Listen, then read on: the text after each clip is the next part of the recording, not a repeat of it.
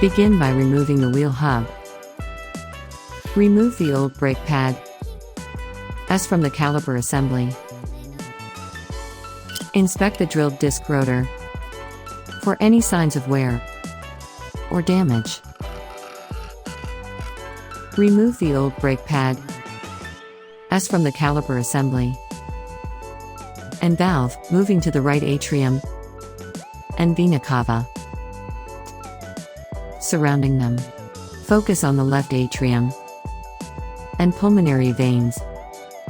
Then locate the ligamentum arteriosum, focusing on the knee mill base and the milling head. Adjust the variable speed control on the control panel to set the desired spindle to lower the quilt towards the workpiece.